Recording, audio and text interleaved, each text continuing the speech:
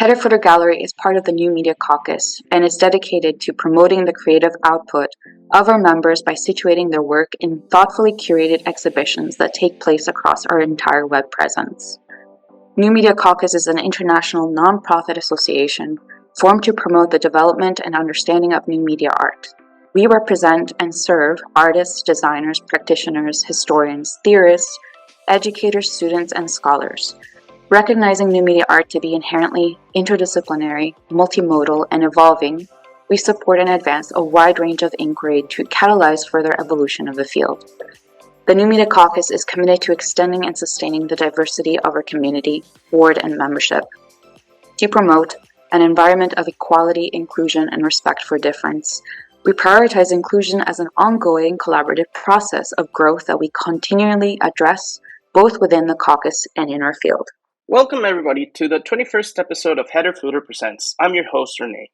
In this mini episode, I will share with you some of my research on performance in the virtual space, what is it, what it may not be, and some examples that I believe will help make it all clear. So, first of all, let me explain something.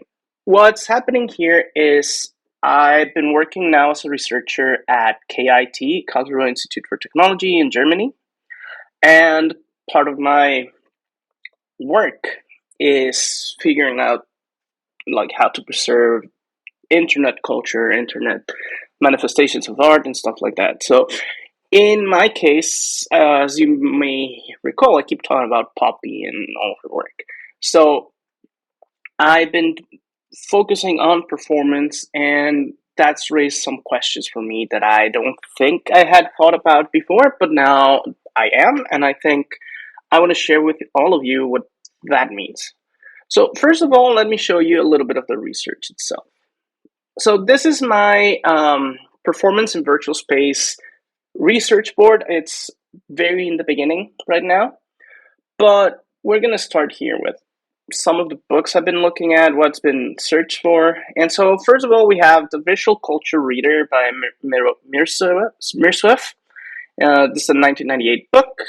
And it has some interesting things. It's a collection of readings. And obviously, when you're talking about space, we have to talk about Foucault. So the other spaces, we have oppositional spaces, which are cultural space, useful space. So for example, you have the home and the office. Those are oppositional spaces, right? Leisure and work. And right now we're seeing a merging of some of those, especially with working from home and all those things. So this also has something to do with the web, like our video, like virtual experiences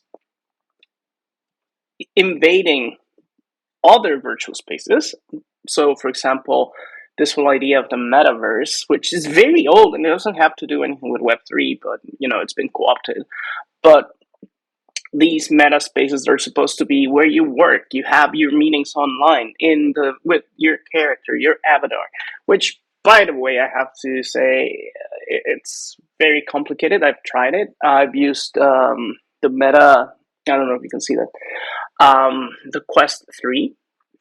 And you go into this virtual space where you have to set it up with someone. They have to join a web page, then they have to join a thing. It becomes very cumbersome. So that's the first problem with the metaverse as it is now.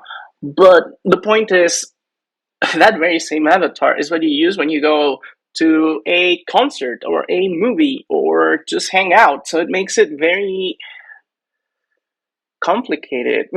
Okay, I mean, you yourself do that, obviously, but online it used to be, and in virtual worlds, you used to have different identities. So my World of Warcraft character has nothing to do with my Teams character, right? Like when I am on Teams with my coworkers, I'm a person. When I'm playing Sinde the Warlock, that's a different thing, right? But now with the meta spaces, it's kind of merging. So then we have this idea of the heterotopia.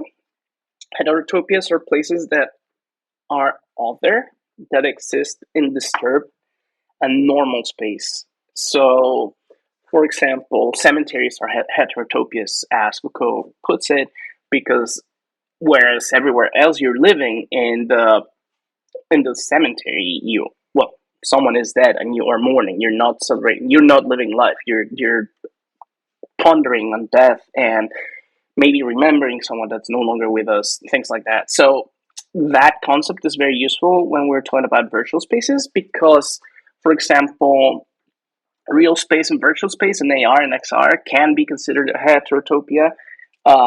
It's this other space that exists at the same time and disturbs the original one. I'll talk about that a little bit more. But for example, virtual spaces like have their own heterotopias within them as well. So, for example, World of Warcraft, we go back to the cemetery. They exist in the game, so the game is supposed to be joyful and exciting, and you're doing adventure, and then you go to the graveyard when you die, and it slows down everything, and you have to run back, and you have to do all over again, like everything. And then there's also these actions that are happening in the cemeteries, which is what's called PK or player killing, spawn farming, where people will wait for you to respawn after you died and kill you as you become physical again, which sounds weird, but it is a thing. Like you can't when you die, you become a ghost, literally in the game. You can see the world, but the colors are muted and everything. But as soon as you leave the area, like a safe zone around the cemetery, you become within the virtual world physical. You can interact with it again, and when that happens, they kill you again. So it's a continual loop of life, death, and rebirth. It's a very weird thing, but it allows for certain actions that are like, why is PK killing fun? Is it fun because it's fun to kill players, or is it fun because it's transgressive? Like, you're not supposed to PK. You're not supposed to kill people uh, when they respawn, right? So that's an example of a heterotopia. VR chat has this thing. So if you go buy a VR headset, go into VR chat, you load it, you get in, and you have your very basic avatar. You're gonna notice something, that public spaces in that world, game, whatever you want to call it, are horrible. It's little. It's a cesspit. You hear horrible opinions. You see horrible beliefs being espoused by everyone and everything. The point with VR chat is that there's these things called private spaces, and they're copies of the public spaces that you can create on your own. So let's say there's this nightclub world scenario you can load, right? And anybody can access the public web version, but you can create your own private version and invite your friends. And within those spaces, there's a community. So these communities exist in this heterotopic um, second worlds within the VR chat world. So again, we see an example of transgression there because you're breaking with the public thing. So while the outside may be aggressive, violent, rude, all these things, you can create like little oases of thought, of art. You can draw, you can meet friends, you can do things. So it opens up. And the same applies to Second Life. And then we also have this thing called New Art City. This is not a game. This is a online gallery thing. You've seen it if you've seen at least 2 or 3 of our experiences that we made for the gallery. So that one, we have this thing that disturbs traditional internet by being artistic, by being different to what is mostly commercialized space, right? So we also see this thing that do these worlds have a precise function? Do they respect the second principle of heterotopias? Do they have their own spaces within, right? So the third principle of heterotopias is that they merge or juxtapose several virtual spaces into one. And I'm going to talk about that in a second. We also have AR and XR makes this literal and crosses virtual and real space. This is a true juxtaposition, which is one of the things that heterotopias talk about, right? So we're going to go to this one real quick. So in this case, for example, these are 2 different games. One is Titanfall 2, and the other one is Lords of the Fallen. Let's see if this loads. Yes. So when you're playing this game, you arrive at a military facility, as you can see on screen, and it's all very basic. It doesn't look any different than most traditional first-person shooters, right? But eventually, something happens, and you see like memories of people, like recordings and things like that, right? But then everything breaks down, and you exist within both time spaces. See, there, you're in the present. I mean, sorry, in the past, and now you're in the present. It's the same space, but it's after what you've done. So you can see that, right? Like how it changed, like how there's this road, there's trees, there's everything is perfectly clean and pretty and everything. So your actions in the past, which is this nice version of things, and your actions in the future are reflective of what happened. So one of the things that the game does is you have to break things in the past to create ways around the space in the future. So that's a juxtaposed thing, and it's a juxtaposition that happens in time, not in and space, which is very physics. If you think physics about it, if you think about it, it's space time, right? Lords of the Fallen does something different. It kind of is a offshoot of the cemetery thing. In Lords of the Fallen, you're playing in this world, right? Very medieval, inspired, grim, dark, all that stuff. But you possess the ability to move to another parallel world that exists in tandem with this one and may contain solutions. So, see, you can see that there. You could see that he was looking at both the real, well, the world the character was existing in at that moment, and the other liminal, or not liminal, heterotopic space. So, same space, but it's different, right? In this case, however, look, you can see how things appear and disappear and all that with that blue lantern thing. So to enter that space, you have to die, and then when you're dead, you have different abilities. There's different things. Some places may not be even be the same. Some are, um, or they are, but there's a difference.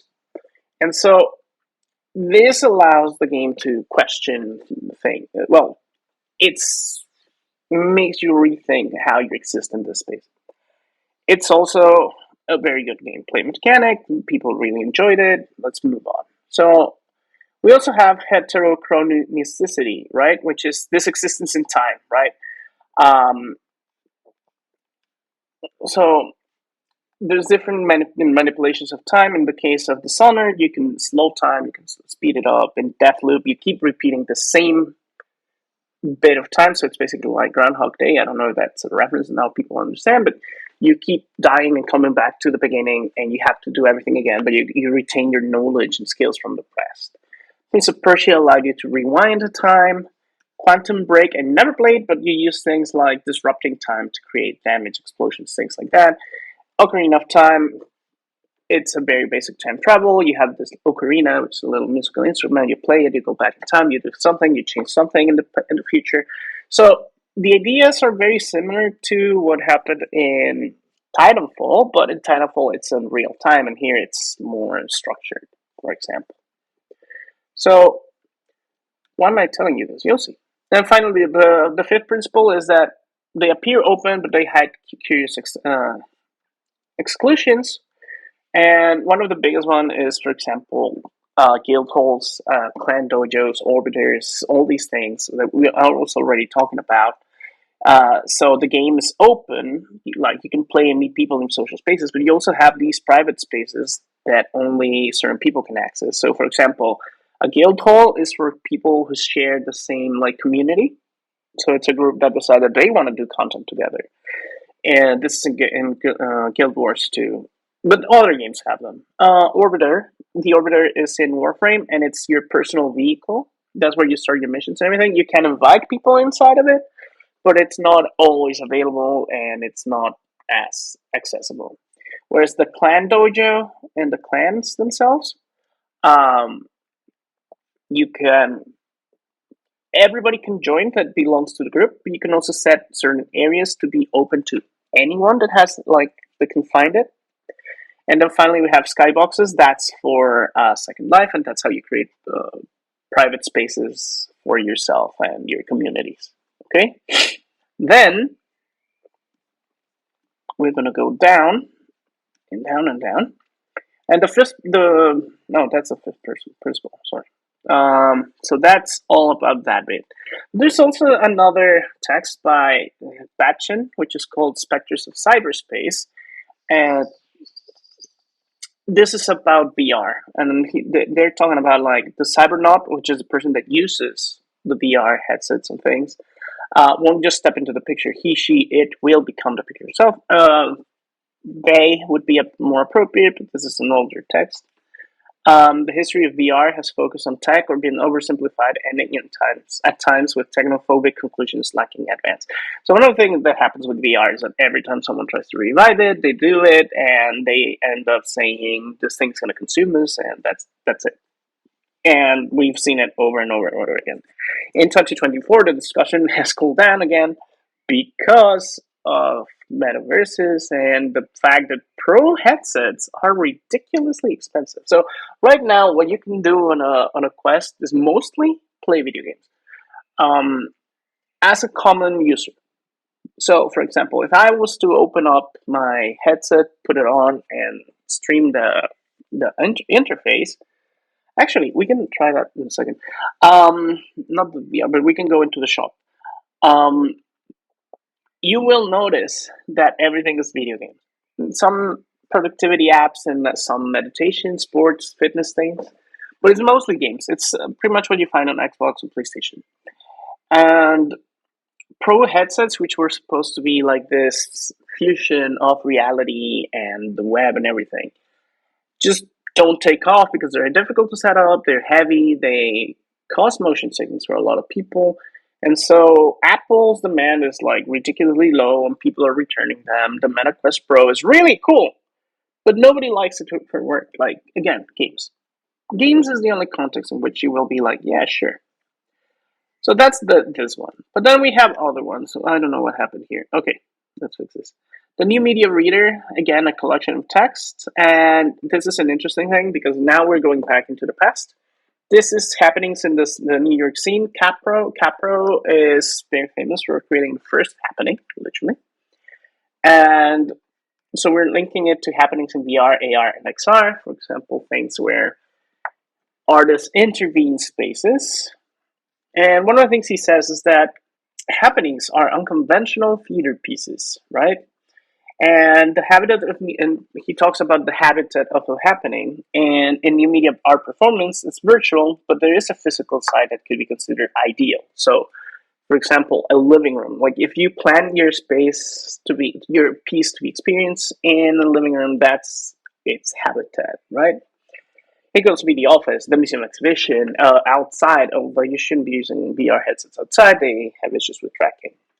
Anyway, so the other thing he said is that happenings have no plot, and that's what separates them from performance. Now, some other academics link them to performance, and we'll see that in a second. But anyhow, so VR pieces like I don't know why I said bar because it's not bar, but okay, it should be Capro. Um, oh well, no, I know what I'm talking about. So Pippin Bar. So Pippin Bar has this thing called "The Artist is Present," which is a reinterpretation of Marina Abramovich's "The Artist is Present." The thing is, while one is a direct performance, with the point is Marina Abramovich sitting in the table and waiting and seeing everyone, and you're just like being a prop in her work. In Pippin Bar's, the relationship is inverted. Marina Abramovich is literally a prop. The whole point of the artistic experience is to be online, in line, at the times of the MoMA opening, which right now that I'm in Europe, it makes it very hard to see this work in business hours. So when you tell people, you have to trust that they have the motivation to watch it while they're like at home. Because it's synced in time. Again, heterotopia in a way.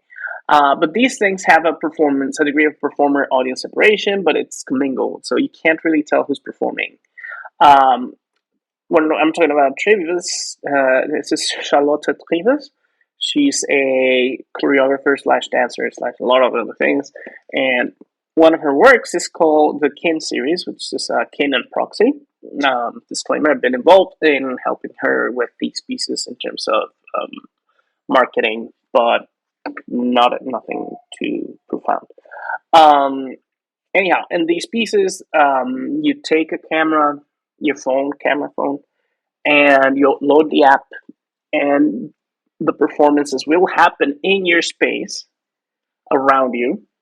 So their habitat is like a 5 by 5 meter area that you have to have clear. So that's about 6 feet. So 30 feet is 10 meters. So about 15 feet by 15 feet, I think. Anyhow, and the performance happens around you, and you can move, but the performance is recorded. So that makes it interesting in a way.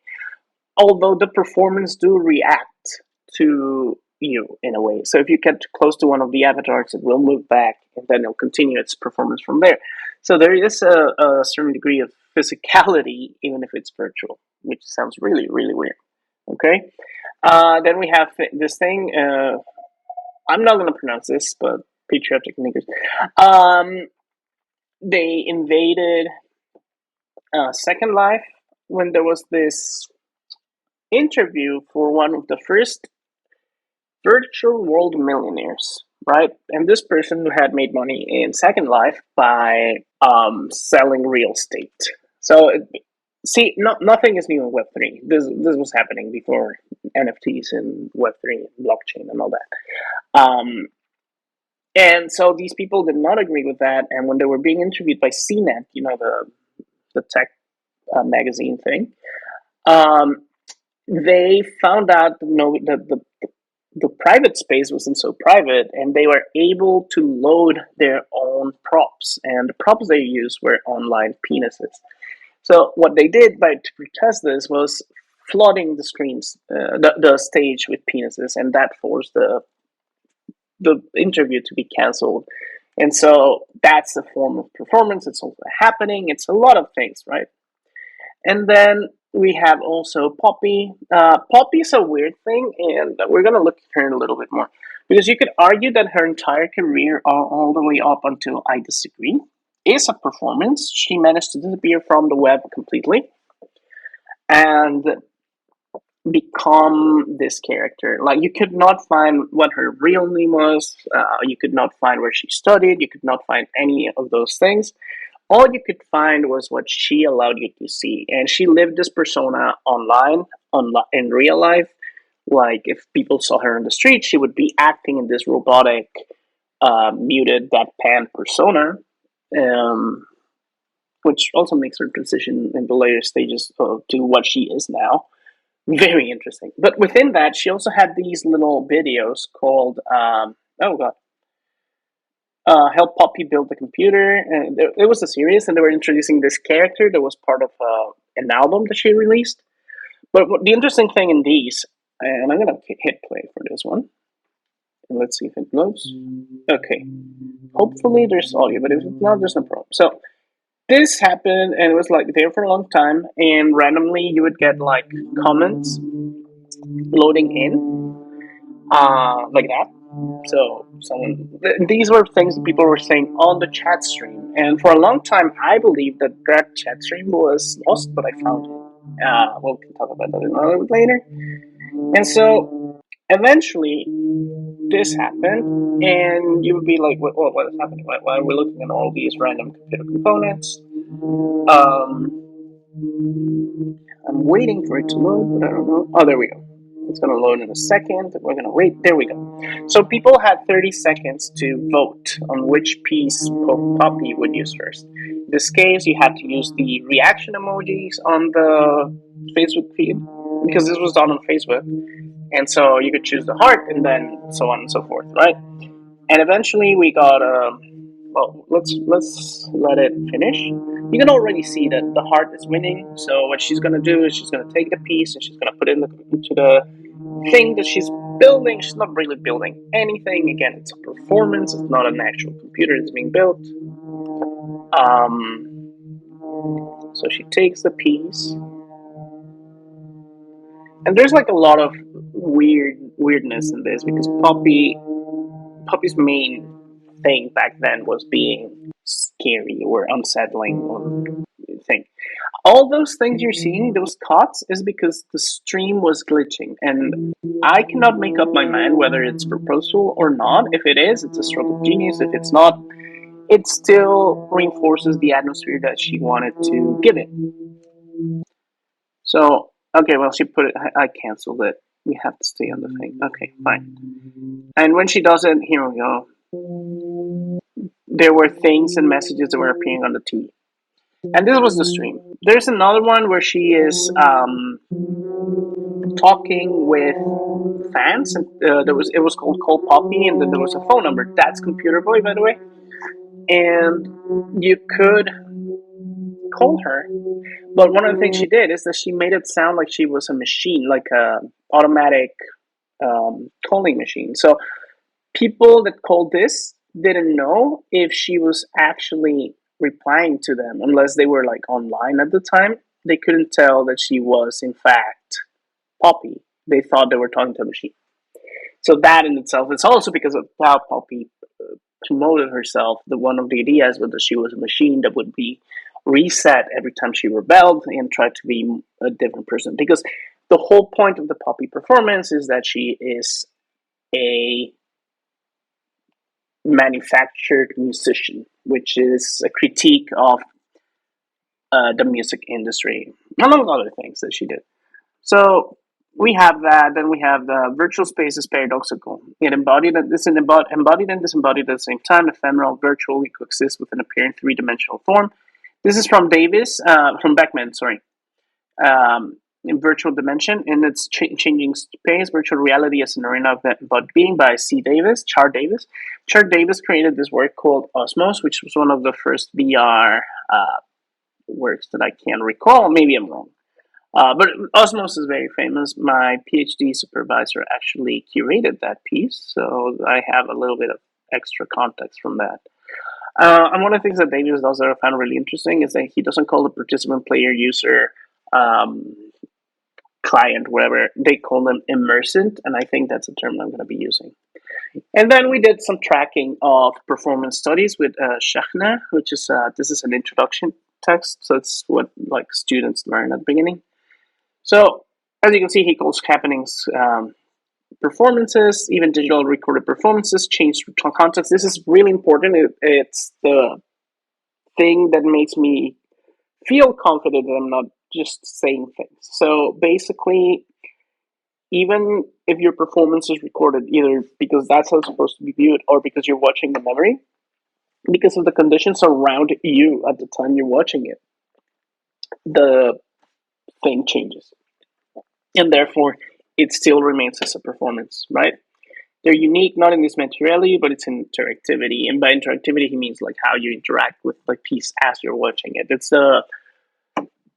not a term I like to use because then everything is interactive, even like the most static of paintings. But it's something that you can say. It's an activation, I think. It's more an activation than an interactivity. Anyhow, performance takes place in action, interaction, and relation. It isn't in anything but between things, and that's really important, especially with the new media art. Is what I keep saying. It's like it's not the computer and the person; it's the ethereal meeting between two people, the artist and the people, the audience, if you want to call it something. Okay. Then there's very different types of performance every day, which is living. Because one of the things is like performance is everything. Like you're always performing. It's just that some things are performance, like art, and some things are seen as some things are performance and some things are seen as performances. Okay, so the arts is like the more traditional one we consider, but sports and popular entertainment, so someone that dances, someone that sings on stage as performing. In business, you have like your business persona where you go and you try to pitch something. Technology, during sex, there's performance. How you act, a lot of people don't have the same personal actions in during sex that they do. Like who you are while having sex is not always the same as you are in real life. Some people are more dominant during sex, whereas in real life they're more passive, or vice versa. for example. Then there's rituals. Rituals is very touchy because some people think of ritual and immediately they think religious or sacred, but it doesn't have to be. There's things like how you greet your friends. Like maybe you have a secret handshake. That's a ritual. It's just a secular one. It doesn't have to do anything with religion. Play. Play is a performance. Children take roles. You take roles when you're playing. For example, I play a lot of Magic the Gathering, and when you play Magic the Gathering, like the intro text is like you are a planeswalker. In reality, I'm not a planeswalker, but I'm playing one. So there's a performance. When I'm playing Magic, the idea is that my cards represent spells and creatures that I control. I'm this person that is fighting another person for control of a land or something, right? Or just for fun. Um, so yeah. And then artistic performance depends on the context. Like you have to say that in a way you have to say it's artistic. So but you have to be careful because one of the things that happens a lot is that there's distinctions of folk, pop, and classical. In like, oh, this is just pop culture, or oh, this is just Shakespeare was pop culture, but through time it became classical and elegant.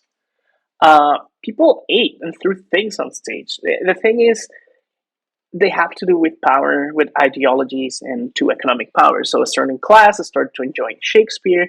They were so detached from the context at the time that they started seeing it as something that only the elevated classes could consume, especially because it was on paper and you had to be literate to have access to them. So there's a class component there already. But let's not forget, there's a lot of very funny jokes on Shakespeare. I'm basically just poop jokes and sex jokes. Okay, um, and there's also like this question about what is entertaining and performance. Like a lot of performance is very physical, very like stretching the tolerance of the artist. Like that's very visible in Marina Abramovich's work, especially the one with the bow, right? Where um, what's his name? Ulai is holding a bow and arrow on the string, and he's like pulling it against Marina Abramovich's chest, and it's a test of performance of strength, physical strength, and emotional strength because he could let go at any moment. And he tells the story that it was like really tough to keep it held. But is that entertaining? I mean, in a way, it is. Even though you're witnessing a possible murder and b like someone physically suffering. So you have to question like what is that? And then there is this thing that was talking about as performance versus is performance. Let me mute this real quick. Um, okay. So is performance is something is a performance when historical and social context, convention, usage, and tradition says it is. Okay. And as performance is something that you study as performance. So, for example, when we're talking about play, you can study it as performance. You can see like what actions are being taken, how it's mediated and regulated, even by the children themselves. Like there doesn't have to be like a higher being. That sounds wrong. Like there doesn't have to be someone directing thing. That's better.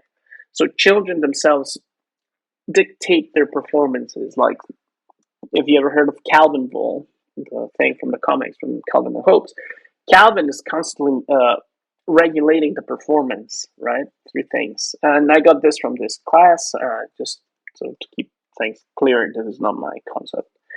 And then we have creative networks in the rearview mirror of Eastern European history, Institute of Network Cultures. And this is a different text, but this talks about how networks kind of form. And they're talking about translocal network communities, local communities. This should be the other way around.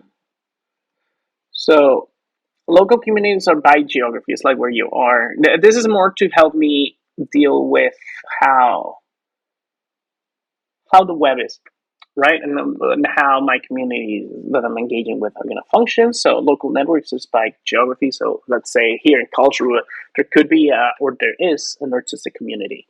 But then there's translocal network communities. So those are by social relations. So we're artists that are interested in new media, right? And we all share this commonality, this social relationship of new media art. That's a translocal community. And then we have the creative networks. This is something I don't like from Bosma. This is okay. I forgot to link the whole thing. Oh no, Smitty. Um, what was I saying? Oh yeah. So I don't like this because it clashes a little bit with this bit on distinctions of folk, pop, and classical. Um, the author here is making a distinction that creative network communities are different from social networks because they're led by artists, and that makes them special, which I don't agree with. But anyhow, um, then we have some blogs that I've been following. So Studio Nights Lab, they research insights into what works in VR performances. This is more marketing, right? In Lava Virtual, which is what they got. Then we have this podcast, 99% Invisible by Mars. This is a really good one because the lost cities of GeoRedox talks about the communities around GeoCities and how this whole idea that Web 1 was static, Web 2 was user content, and Web 3 is everybody's free and controls their own things. That's a lie. In fact, GeoCities, which is Web 1, the most Web 1 thing ever, was full of user generated content, and it wasn't capitalized in the same way that is now, and absolutely not in the same way that is in Web 3. So it's a really good study of how web communities happen and exist. And finally, journals. I have this. Obviously, this is very initial level research. I did this in a week, and we still have to go to the other side. And then, well, virtual reality performances. Um, so we're talking about a little bit of how they did, like some game performances that they did, and how they work with the audience.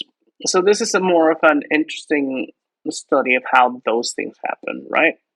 Finally, we have archives. We have Start Gradients. The problem with this one is they have to pay. I'm not a fan of it. Um, so this is all one same thing. They have an app. They have this everything together. Um, it is interesting, but the quality I don't believe is as good as I would like it to be. Anyhow, so then there's like a few personal notes. We're gonna skip this, and then examples of artists. So we have Chia Hu Li, which did I don't know if I pronounced that right. I probably didn't. This is XR Obsession, which is this performance that is a live performance augmented with virtual and mixed realities to mesmerize the audience. This is one of those things where you have to question, like, is there's like the ice cream museum, and there's like art, and I do think there's art. It's just complex. Then we have Blur Dust by Andrzej Boleslavsky, I think. And they use the VR headsets to put themselves with a dancer. So this is very similar to Charlotte Tribus. It just uses dust particles. It's a very interesting piece. I do like it a lot. Jody, which always comes up, this is just like a technicality, but they consider the degradation of their website as a performance. And then we have Charlotte Tribus. I cannot show you this, but this is access to some of her works. Then we have Poppy. This I need to grow it more. Then we have Heath Bunting, which I haven't grown. Michael Wallinger. It has, it's broken, as you can see. This is from a coworker that cited this. Then we have the Veil Machine, which is politics and marginalized bodies, happening surveillance and censorship. Again, I haven't seen everything. Then we have, I did this on purpose. It's Turner, Ronco, and Shia LaBeouf. These made a lot of news, and it was like Follow My Heart and all my movies, all these things that he did. Follow My Heart, they linked him to a heart monitor while he was visiting, I think it was the Venice Biennial or something, or some festival of some form, and yeah. So it is a performance in virtual space because the actual while he was moving around this physical space, the place where you would see what was happening really like the heart monitor and everything was in virtual space. So it was a hybrid thing. And then all my movies, same thing. It was a live stream performance where he recorded himself while watching all of his movies, and you could see him sleep, you could see him eat, you could see him like laugh and cry, blah blah blah. So, are they high art? I don't know. Are they art? Absolutely. Um, then we have Marina Abramovich. We have Rising, which is again similar. But then we have Pippin Bar, the others present, and the relationship between them. And then we go to the exciting part. So again, we have Poppy. We have the three performances that we're talking about, but now I have to grow it to include the other thing. But so called Poppy, which is the one where people would call her. I'm going to show you a little bit. So that was the number. Oh. There you go. Hi, Poppy. What's your name? For you, Poppy. So you can see, like, My name's Alejandra. It's me, Poppy. So what she's doing is it's like giving time, so like the people listening to this can think that just like a set time for an answer, and then whatever you say, then she will ask you something, give you time to answer, but it's actually her in real life, just pretending to be a recording, which makes it really interesting. If I go into this one, this is YouTube, no, Facebook. I'm sorry. On Facebook, you can actually see the comment stream, and I'm trying to rescue them. It's just a lot of work, and I don't know if I want to do that. But we also have like description of the calls themselves. Those ones were available. Someone did the work on the fan side, so I took that. I should put a credit for that. Let's do a note real quick because I forgot before I forget. Credit wiki. Okay, there we go. By the way, this is Miro. If you don't use it, it's really, really good and makes for a really interesting way of visualizing research. So this one we've seen. We have the thing with the stream. We have like the fandom thing, which is where I got this. And this is what I did. This is literally me transcribing every single minute of the... Well, not transcribing. I found a way to use a script to just download the comments from the Facebook thing. Okay, and then by the way, there's like a few messages, and one is warning people, warning, please help Poppy, and then it's only you can help Poppy is said in Morse code. You can see it in the screen. And live chat is heavy involved, the voting through the emojis, and etc. etc. And there's a third one that just disappeared, which is where is Poppy, which is when she supposedly manages to escape the control that she's under, and then she just gets picked up, and it's kind of disturbing.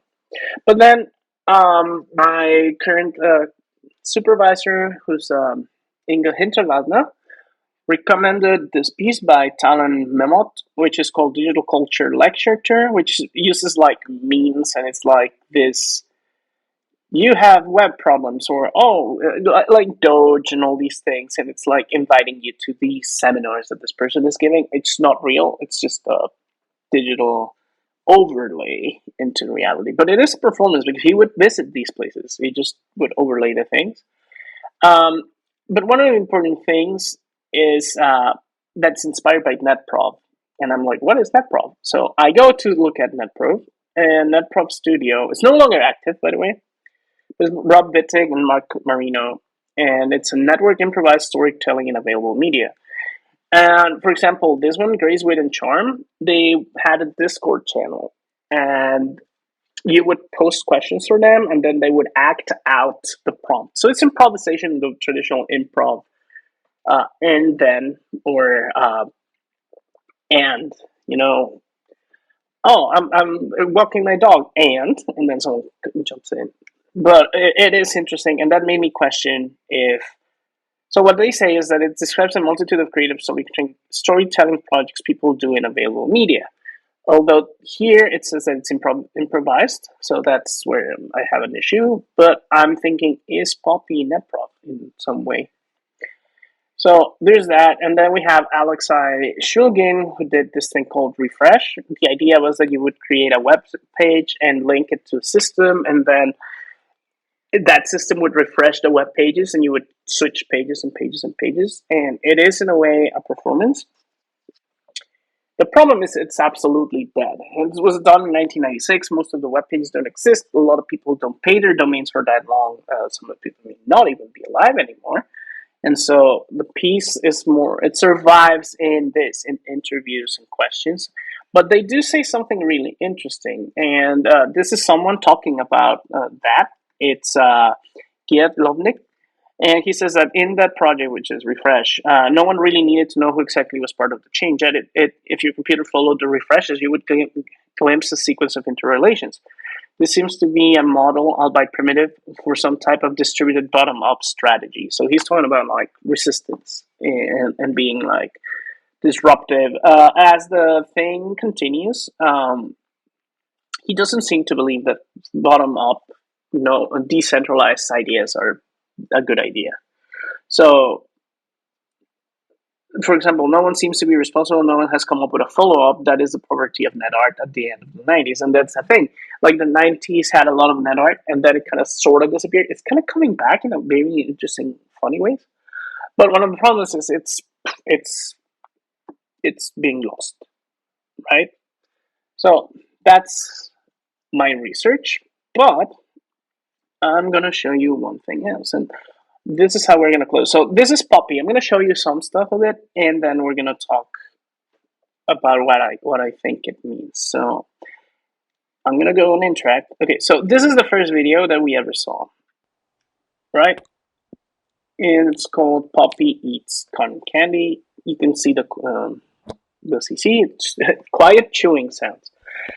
So one of the problems with Poppy, and that's what I think she's been ignored as a fine artist, is that you need to have a very deep understanding of web culture that not a lot of people have, especially not academics. So, like, even now, talking to some of my colleagues who are my age or younger, they don't know what things like ASMR are, for example. For you, well, probably a lot of you don't know what it is.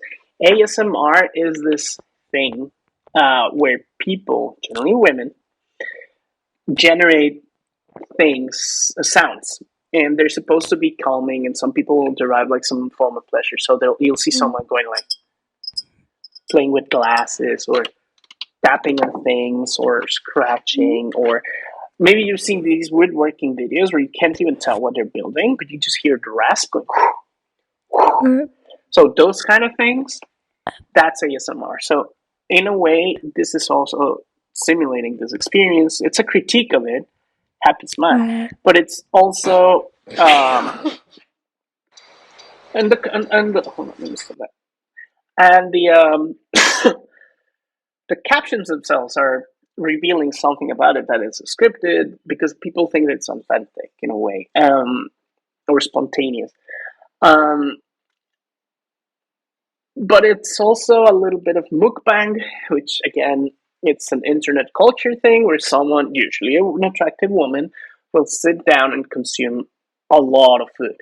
Okay, so there's also that context there. I don't know how to go back in this one. Let me see. Is there a way to go back? No. Sorry, I'm using this in OBS browser, and it's causing problems. Okay, let's search again for Poppy. And one of the problems now with looking for Poppy is that there's also this like, horror thing that is called Poppy Playtime or something, and it's interfering with my research. Anyhow, so that's the one of the first. But the thing that most people started knowing Poppy for was Unpoppy. I'm Poppy. Okay, we're back. I'm Poppy. So this is Poppy, and I'm Poppy. I'm Poppy. I'm Poppy. I'm Poppy. I'm Poppy. I am Poppy. And this is also mocking influencer culture at the time, where you had all these vacuous story times and things like that. And one of the things you notice, and you can see us in the podcast doing it, like, hello everyone, this is blah blah blah, and in the end, the biggest part of content is just this greeting. So in a way, this is the same. Like she's reducing YouTube influencer culture to the only thing that keeps happening, which is stating your identity. I'm Poppy. I'm Poppy. I'm Poppy. I'm Poppy. Hello everyone. This is the head of 100%. Blah blah blah blah blah blah. I'm Poppy. I'm So Poppy. I'm It Poppy. is a I'm mocking Poppy. of I'm culture, but Poppy. she also I'm was a Poppy. I'm mocking. She was Poppy. also mocking music, and particularly how music business is handled. Künstliche Marke für So we're just gonna look Heuschnupfenmittel. at real quick at like some things. And so the first, where's the everybody wants to be puppy?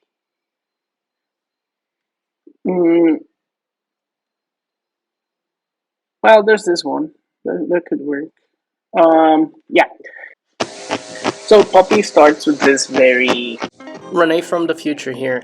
One of the things I didn't realize is that the audio was going to be so loud. But basically, what I'm saying is that Poppy here looks more like a teenager doing something in her bedroom or something like that, reinforcing the idea that this is an indie artist that's just beginning. The lighting is just basic, and the background is a white background, which we will see later come back, but in a different, more polished way. So that's basically what I'm seeing in the background. I'm gonna keep narrating the other ones as well. As she becomes discovered and things like that, we move on and we find things like, give me a second here, low life.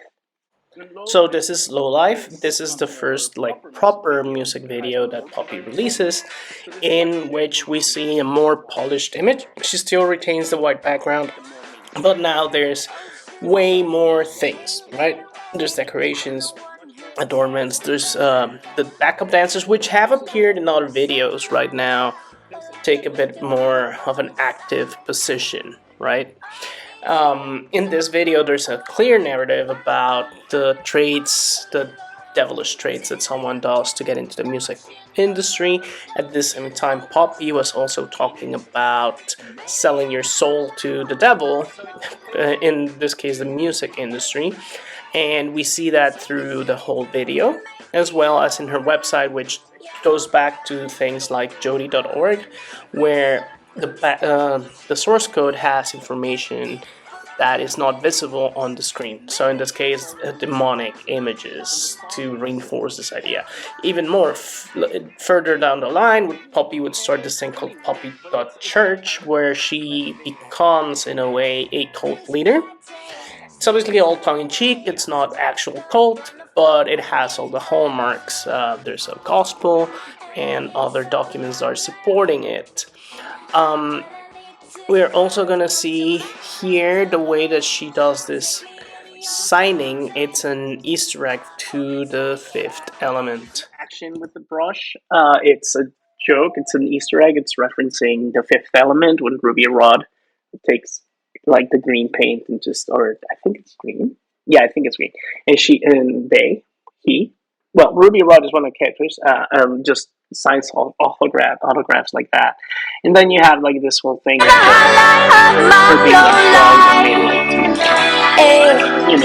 continue. In this segment, we see inversion of it. She gets tired of the executives, kicks them out, and breaks the fourth wall, leaves the studio. But it's still this very manufactured resistance for the video, which is one of the things. And this is the other puppy I was talking about. That's very annoying. Okay, so this is too far ahead. Okay. So all the way up until here, like Poppy's doing these videos about music, and there's Low Life, and there's Computer Boy, and there's girls in bikinis, and she wants to see boys in bikinis too, and yada yada yada. She also has these recurring characters that keep repeating and are questioning her decisions and her acts. There's also this whole idea that Poppy is decaying and becoming like outdated, and so then she dies. And then she gets replaced with a new Poppy, which comes back with even less emotion, less attitudes. You can see it like this is one of the characters, Charlotte. Charlotte is jealous of Poppy in a way, and is constantly questioning her. But you can see how the videos changed. Like it's still the white background, but like the fashion is completely more elaborate. At this point, Poppy still seemed human, but then we get here, and this marks a change in Poppy. She starts being a little bit tougher, and she introduces the icky babies. And this is where something happens. This is a personal thing for her, but her creative partner, Titanic Sinclair, did some really nasty things, and so they ended up their relationship. And this is where Poppy shifts from being this performance artist with very big links to things like Marina Abramovich and Cindy Sherman and Fluxus and all these things, and becomes a more straightforward musician. And you can see it in the fact that she moves away from pop music and becomes death metal musician. She still retains some of the identity of Poppy, like that's not gone, but she's more authentic. Like you can see, like even this, which is highly manufactured and everything, and she's still trying to do the same videos. It's more her. And now we've gone to this, which is just full on musician, which is what we have right now. Poppy Flicker, Sig, and all that, which is the latest. They still retain this avant garde. And so when we get to this more contemporary Poppy, this video is from this year, we see a more matured artist that has left behind the performance aspects of her act. She actually acts as herself, in a way, as a symbol of liberation from what had happened before. This Poppy no longer acts as Poppy. This is just Moira Pereira being herself. But at the same time, she retains some of the aesthetics, some of the values behind her work, and we see still this experimental streak that had been with her from the beginning, and this time in a more dance/singing approach, which is what now is becoming Poppy, and I believe will continue to evolve along this line, experimenting with genres and with other musical approaches, I guess. Anyhow, with that said, I want to thank you all for taking the time to listen to this, and don't forget to like and subscribe, and I will be seeing you soon.